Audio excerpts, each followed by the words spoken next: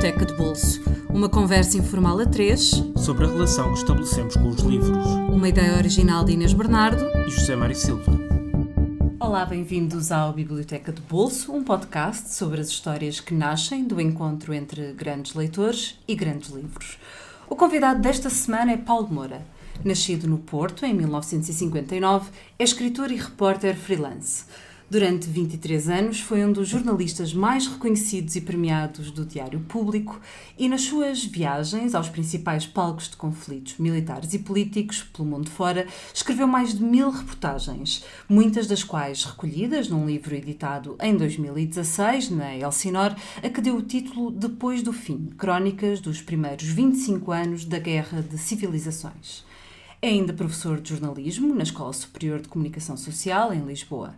Publicou 10 livros, em registros muito diferentes, do romance à biografia, sobre a figura de Otelo Saraiva de Carvalho, passando pela crónica de viagem. Acaba de lançar, a tempo da visita do Papa Francisco a Portugal, uma obra de investigação intitulada As Guerras de Fátima, como as visões da irmã Lúcia mudaram a política mundial, também na Elsinor. Olá, Paulo, muito obrigada por teres aceitado o nosso convite. Olá, bem-vindo.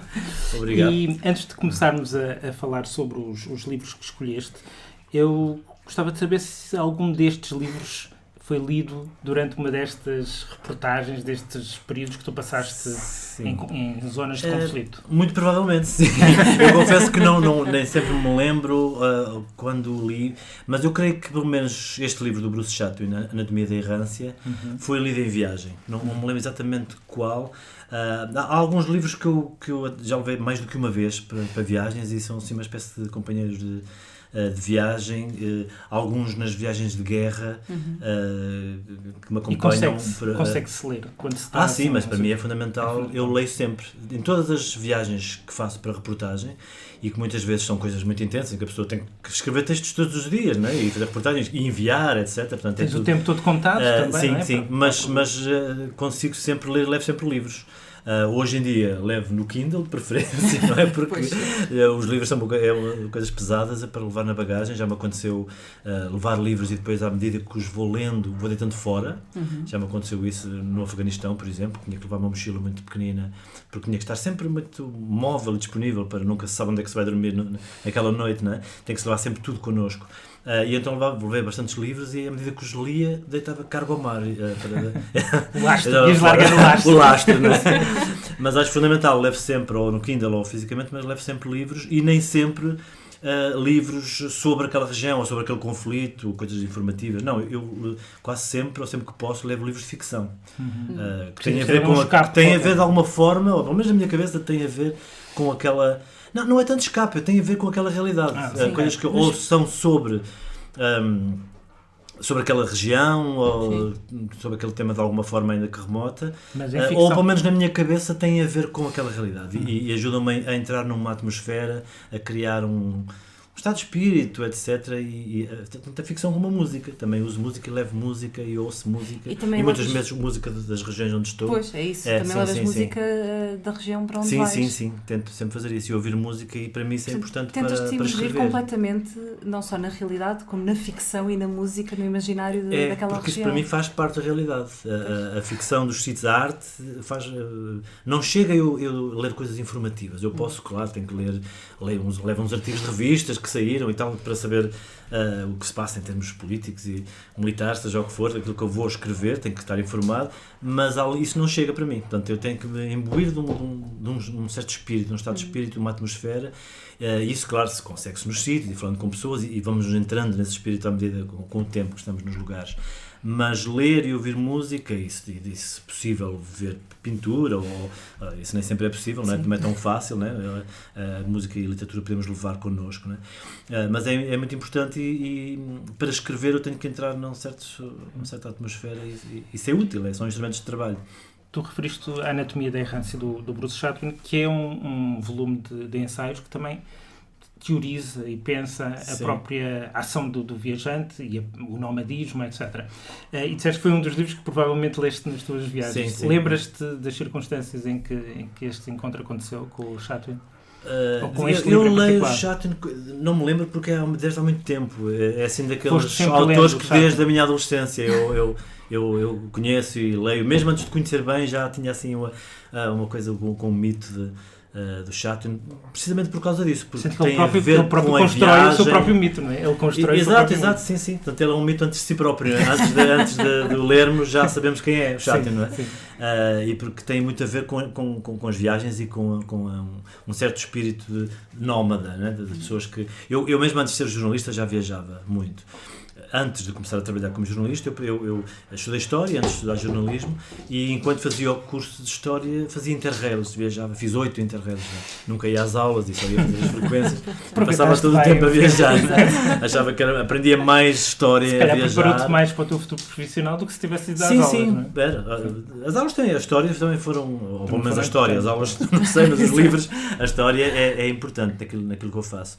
Mas as viagens, sem dúvida, mas eu nem as fazia já com esse intuito, porque eu nem sequer sabia que gostaria de escrever e de viajar, eram as coisas que eu gostava desde miúdo, mas não era muito preciso na minha cabeça que queria ser jornalista. Até porque isso tem a ver com circunstâncias. Eu vivia no Porto e não havia nenhum curso de jornalismo. Eu só acabei secundário. Mais tarde é que eu havia. Só anos mais tarde. Inês foi das primeiras a fazer. É verdade, na pública. Sim. Eu também fui eu devo ter sido do segundo ano, ou primeiro mesmo, em que abri o curso, da Escola Superior de Jornalismo. Pronto, eu fui do segundo ano em que a Escola Superior de Jornalismo passou à Faculdade de Letras. Exatamente. Pronto, eu fui ainda quando era naquela casa, na Avenida Boa Vista. Sim. Mas, portanto, já depois de eu ter dado aulas de História e acabar o curso, é que abriu esse curso de jornalismo no Porto. Não havia nenhum. E eu fui fazer esse curso. A minha ideia antes disso era ser professor de História e ter muito tempo livre para escrever e viajar, não é? Era a minha ideia. Nessa altura ser professor ainda permitia isso, hoje em dia já não é tão fácil. Mas já nessa altura, as minhas viagens pela Europa ou a boleia, que se fazia muito aí na altura, fiz várias assim, ou com o Interrail, já havia toda uma ideologia por trás disso, digamos. Eu já tinha esta ideia de ser nómada e de que o nomadismo faz parte da minha natureza, sem dúvida, mas da natureza do ser humano, que é um pouco algo que eu fui encontrar depois aqui nos ensaios do Chatwin, que é a ideia do nomadismo como a natureza ainda mais autêntica do ser humano, não é? Aí estes ensaios eu identifiquei muito quando li isto. Aliás, acontece-me isso muitas vezes, eu ir ler coisas que depois são importantes no meu percurso, mas eu já tinha uma certa intuição delas antes, não é? Como se já tivesse um pouco essas teorias e depois fui a reencontrar isto.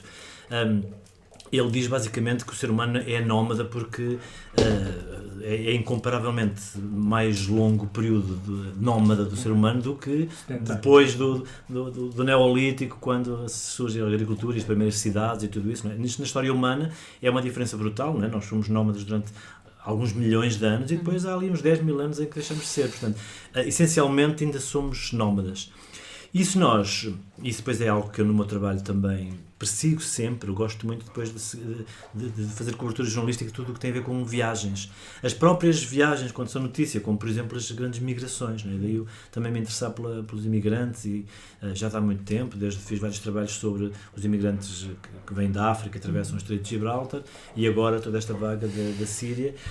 E também na China, estive na China a fazer um trabalho sobre as grandes migrações das aldeias para as cidades. Interessa-me muito tudo isso e para mim o engraçado é que para mim isso não é muito diferente das viagens turísticas que se fazem, certo? Às vezes as pessoas têm esta distinção que uma coisa são viagens de turismo, outra coisa são as pessoas que viajam por necessidade ou para fugir da guerra ou para procurar melhores condições de vida, mas para mim há aqui muita similitude, não é? Porque as viagens para mim são uma grande aventura e essas viagens dos imigrantes essas sim a grande aventura, não é? Não são os viajantes, nem é o chato, tem as grandes aventuras, nem os turistas que era seguro, não era? Mas exato, acontecem algumas coisas, claro, mas tem esta dimensão depois literária que claro. E que permite chegar até nós, já isso de uma certa forma idealizada.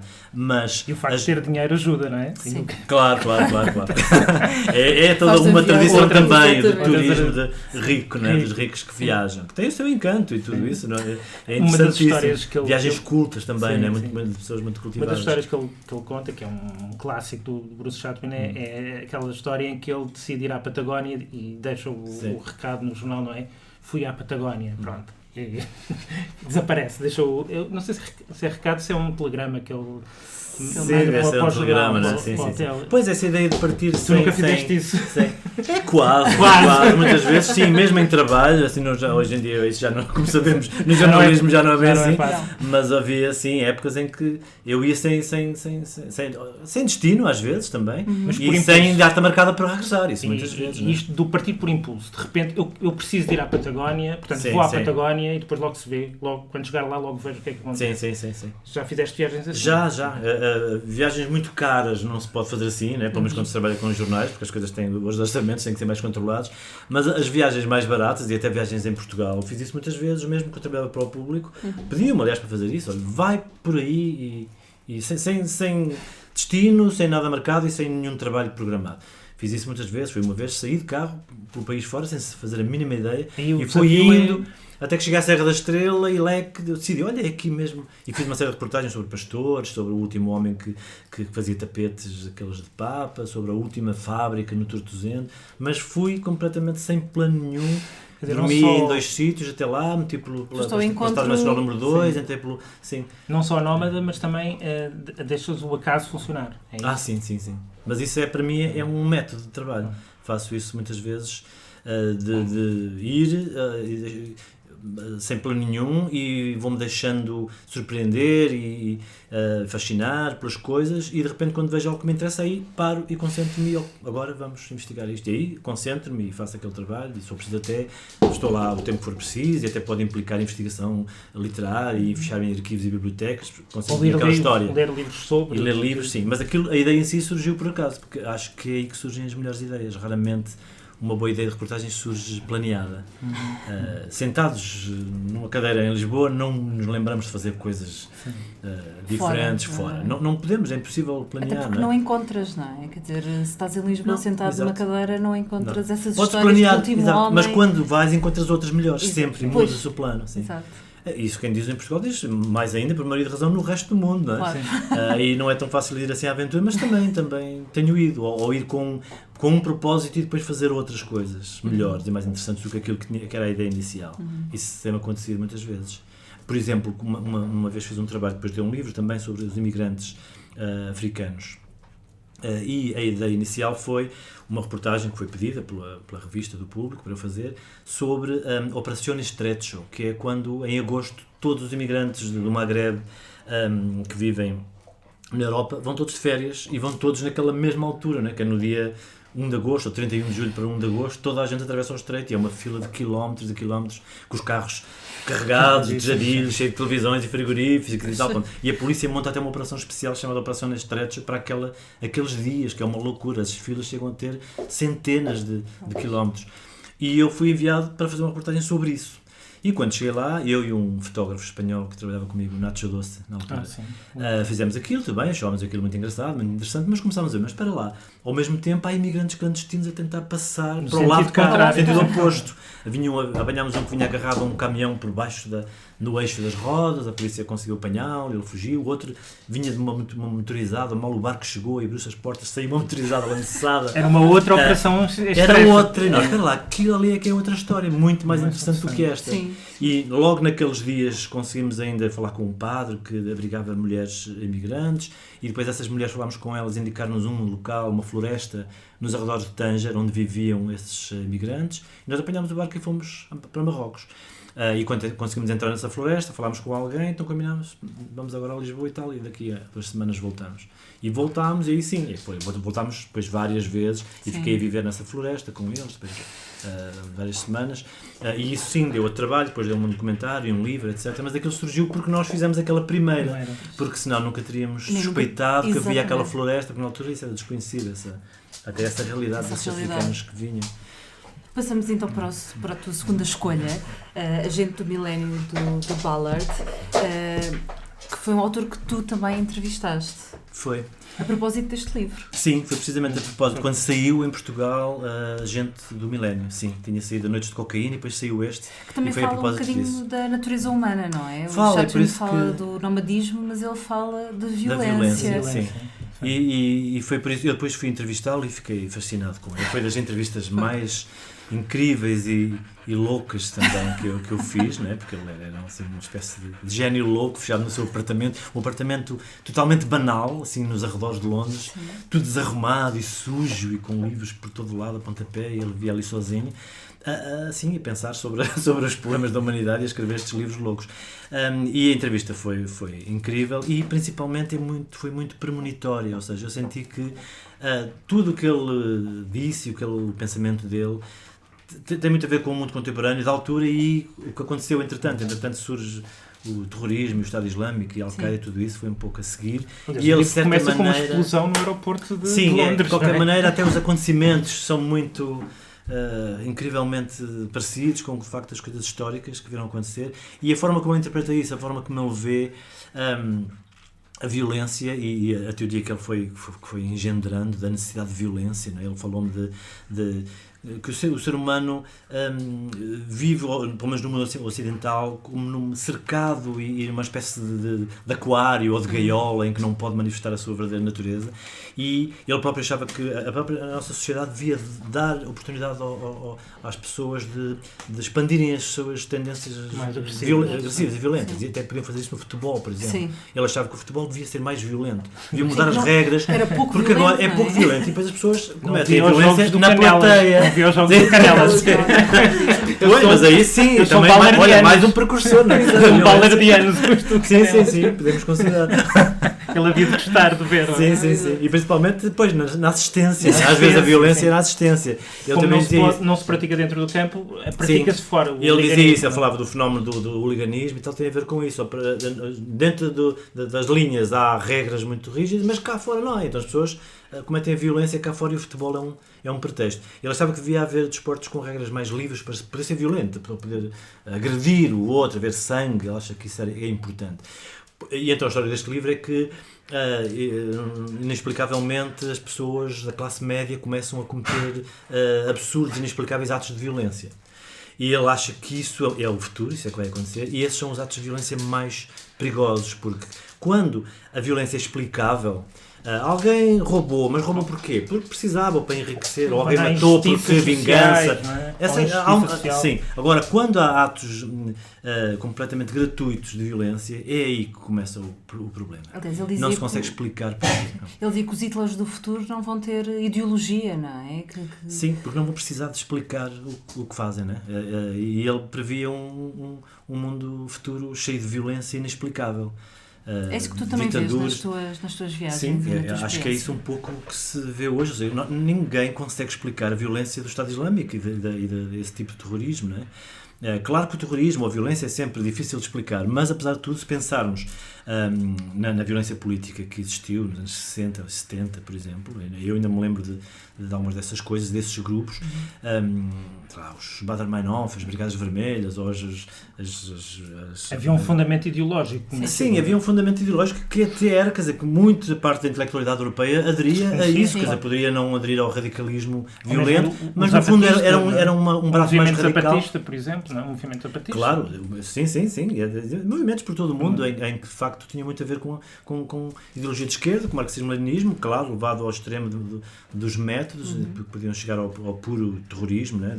De colocar bombas, etc., e até matar civis, mas matar civis nunca era um objetivo em si mesmo, né? Nunca vemos um grupo, as Brigadas Vermelhas italianas nunca disseram que o objetivo é matar civis, né? O objetivo era matar os responsáveis, os políticos, etc. Portanto, havia uma lógica, apesar de tudo, compreensível por pessoas de bem, né? Naqueles atos. Hoje dificilmente conseguimos explicar o terrorismo que tem os civis como alvos mesmo, né? O objetivo é mesmo esse. Eles não fazem distinção entre civis e não civis, né? As pessoas merecem morrer porque não são muçulmanos ou uma razão. Agora até podem ser crianças ou adolescentes. Sim, não é? Exatamente. Nem sequer esses limites clássicos. E portanto isso aproxima-se muito da ideia balardiana da violência gratuita, não é? Mas até no próprio discurso desses fundamentalistas há um discurso nihilista, um discurso de facto da violência gratuita, não é? Não precisam de explicar porque é que o fazem. Dizem, nós fazemos porque sim, porque este é o mundo da violência, o Ocidente também é violento, nós também somos... É o mais difícil de combater, é a violência porque sim. Como é que tu combates? Como é que se explica isso? Como é que se explica que mesmo jovens ocidentais estejam a aderir ao Estado Islâmico e a facilidade com que passam para o lado de lá e estão dispostos a cometer aqueles atos que vão contra toda a formação cultural que tiveram, não é? Se nós pensarmos pessoas que podem estar muito condicionadas desde a infância, num meio muito tradicional, fundamentalista islâmico, mas a maior parte dos combatentes no Estado Islâmico hoje nem é o caso, não é? São pessoas que vêm de backgrounds culturais diferentes e de repente decidem como se fosse uma libertação. Isto é uma libertação. Aqui podemos matar, podemos violar, podemos, em nome de Deus, com o aval das autoridades e da religião e de Deus e tudo mais. E entregam-se a isso. Não conseguimos explicar, não é? Portanto, as explicações andarão próximas de Ballard, muito mais do que... E ao falares com ele, compreendeste melhor os livros, ou seja, sentiste que havia uma correspondência entre o que ele e a vida dele. E a vida dele, exato. Porque ele também tem uma vida incrível, claro, mas tudo isto tem a ver com a experiência dele, porque ele explicou-me isso, porque ele esteve preso num campo no Japão, na Segunda Guerra, e ele, desde que voltou, ele era criança aí, ele disse-me que tem a sensação de viver numa redoma falsa. O Ocidente não é o verdadeiro mundo. E tem a sensação de que esta nossa civilização ocidental, democrática e livre e relativamente segura, é extremamente precária. É algo muito frágil e momentâneo, não pode durar muito, porque é tão avassalador tudo o resto. Tanto em termos históricos, temporais, não é? Toda a história humana foi feita de violência e de opressão, e em termos geográficos também. Nós estamos aqui num pequeno reduto, a maior parte do mundo não é assim. Ele sentia isso muito, de uma forma sensível na pele. Comparativamente, apesar das guerras que houve no século XX, estes últimos 100 anos foram anormalmente pouco violentos em relação ao resto da história por trás, sim. Em relação ao... Apesar de tudo, o século XX é um século muito violento, não é? Em número de mortes, que é o século mais inultrapassável, não é? Mas também é porque há métodos... Não digo nas guerras, digo, por exemplo, na segurança, na pública. Sim, o número de mortos, o número de homicídios, proporcionalmente à população. E até a violência do próprio Estado, as próprias autoridades sobre os cidadãos.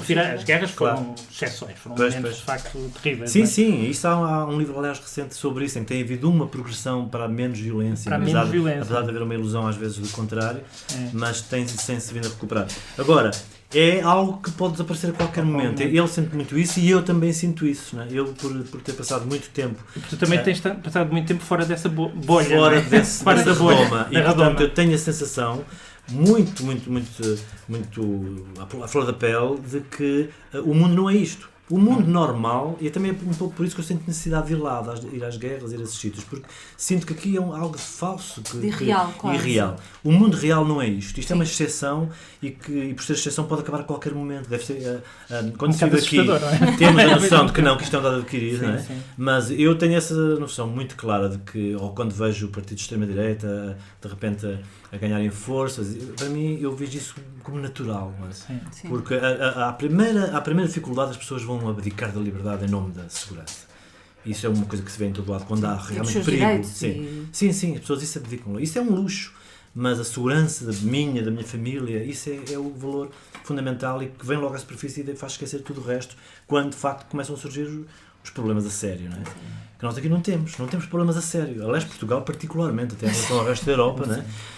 Nós somos uma redoma dentro da redoma. É verdade. Até ver, não é? Até ver. Por enquanto, mas isso cria uma ilusão falsa de extrema segurança, não é? Que eu sinto que em Portugal existe muito. Para começar, por não ter havido a Segunda Guerra Mundial, não é? Portugal, por ter, desde aí, a guerra colonial era longe, não é? E a Segunda Guerra não a tivemos, e toda a Europa tem isso ainda muito presente, não é? As pessoas ainda estão vivas, ainda se lembram. Portugal não teve isso, e portanto são várias gerações já em que não houve nenhum conflito importante. E agora temos estado arredados do terrorismo, né, por várias razões, principalmente por sermos insignificantes, né, porque os países mais importantes têm tido. Claro. Enquanto é por isso que é bom a gente também não querer ser muito rico, nem estar muito na moda, Lisboa estar na moda. Na moda, mas não exageremos. Muito na moda também não é. Senão ainda começam com ideias. Mas já que falámos de Lisboa estar na moda, e estamos todos a pensar na Madonna, vamos passar para a tua última escolha, que é a Fogueira das Vaidades, onde também se fala da Madonna. Sim. Isto afinal está tudo ligado. Muito boa essa ligação. Está tudo ligado, de facto. Ligado, não é por acaso, Porque a Madonna não é de agora, já vem de há muito tempo. Está muito. É verdade. Muito mais do que a nova presidência da Câmara, etc. Exato. Vem de outras épocas. Eu escolhi o Tom Wolfe e este livro podia ter sido outro. Este foi de facto o primeiro que eu li e me marcou e me tornou completamente fã do Tom Wolfe, né? Porque e aí aqui tem até mais do que os outros exemplos, tem a ver com a minha escrita, com o meu trabalho, esta linha de escrita e que tem a ver com o novo jornalismo dos anos 60, em que Tom Wolfe é assim um dos expoentes, é algo que me diz muito. Lá está, é uma coisa que também só descobri mais tarde. Eu comecei a escrever de uma certa maneira antes de conhecer estes autores e depois identifiquei-me com eles a certa altura, mas não posso dizer que tinha aprendido. Claro que aprendi muito, mas isto já vem... A minha maneira de olhar para a escrita é anterior a eu conhecer estes autores todos deste movimento, que depois passei a conhecê-los bem.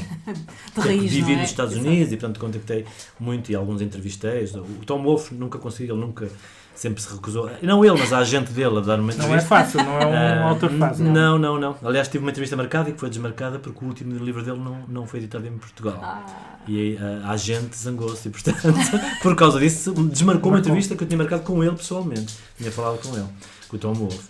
Mas entrevistei o Gay Talese, por exemplo, foi uma entrevista fantástica. São vários autores desta linha. Que insere-se no novo jornalismo e, portanto, esta ligação entre a literatura e a realidade, que para mim é muito importante.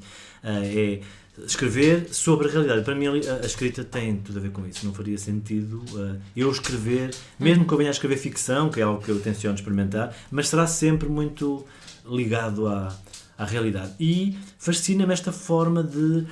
no fundo, o realismo como corrente nas suas várias facetas e nas várias épocas, que este no fundo é um realismo, não? O Tom Wolfe começa por fazer jornalismo e depois escreve ficção, mas é uma ficção baseada em investigação da realidade. Isso é uma coisa que a mim me é muito cara e que a minha forma de escrever tem a ver com isso, também pela formação profissional, de certa forma, que é eu escrever sobre aquilo que não sei. Há muitos escritores que dizem que só se deve escrever, escreve sobre aquilo que sabes, não é? Não te ponhas a escrever sobre o que não sabes porque não vais fazer bem. E há outros, como o Tom Wolfe, que dizem é o contrário, nós não devemos escrever sobre aquilo que sabemos, porque a nossa experiência pessoal, o mais provável é que seja muito limitada e muito insignificante e sem grande importância para os outros, não é? Para mim, para a minha família, para a namorada, ok, escrevo um livro para eles, mas para os outros, porque é que a minha experiência de vida há de ser importante para os outros? Porque é que eu não hei de escolher os meus temas e depois vou investigá-los e escrever sobre eles? Investindo depois nisso, as minhas experiências pessoais, etc., eu vejo muito isso como o trabalho de um ator. Eu acho que a escrita tem muito a ver com o teatro nesse sentido, porque o narrador é sempre uma personagem, né? Mesmo quando é jornalismo. Cria sempre uma personagem para escrever e é sempre uma reconstrução da realidade daquilo que escrevemos. Assim como um ator interpreta um papel que pode ser até imposto, mas ele investe muito as suas emoções, experiências, memórias pessoais na personagem que desempenha, a escrita também é isso, ou seja, eu posso escrever sobre um tema que eu investiguei e até não ser ficção, até ser um tema real de jornalismo e eu investir muito das minhas experiências, daquilo que eu posso projetar da minha experiência naquelas pessoas, etc., para poder escrever com mais profundidade sobre isso. E o Tom Wolfe eu acho que é um expoente máximo disso mesmo, não é? Ele é um grande escritor, mas que não escreve sobre si próprio.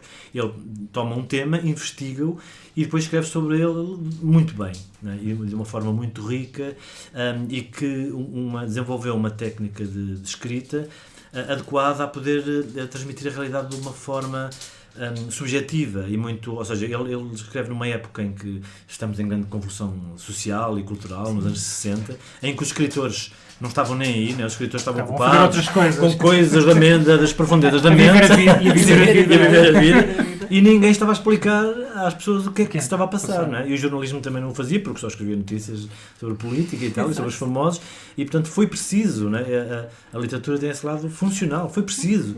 As pessoas queriam ler sobre o que se passava para perceberem. E ele foi obrigado a desenvolver uma técnica muito sofisticada de escrever jornalismo. Ele e depois todos estes escritores desta linha. e que ele desenvolveu de uma forma que depois teve seguidores, claro, mas... E no caso deste livro, este livro é já dos anos 80.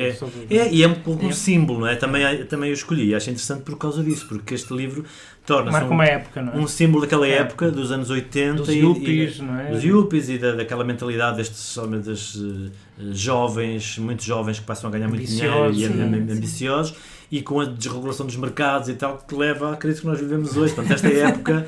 É a pré-história do que há dois autores que eu acho que simbolizam muito isto. Um é o Tom Wolfe e o outro é o Bret Easton Ellis, com o livro American Psycho, que também é um retrato ainda mais cruel, não é? Mas no fundo retrata essa época e essa mentalidade, e esse até retratando essa violência e falta de valores, etc., que surgem aí e que depois vão levar a esta desregulação dos mercados, a esta ilusão de que se pode fabricar dinheiro. E também há um aspecto no livro que é interessante, que é, de repente, há uma cena, se eu me lembro, que eles vão de carro e de repente atropelam, mas porque viram para um... enganam-se e vão para o Bronx. Sim. E às vezes basta uma pessoa sair na saída errada da autoestrada para de repente a história se alterar completamente. Essa cena é como começa o livro, porque é este jovem que depois é este protagonista do livro, que é corretor da bolsa em Wall Street, mas que tem esse no seu carro, não me lembro se era um Porsche, assim, um carro desportivo que ele tinha,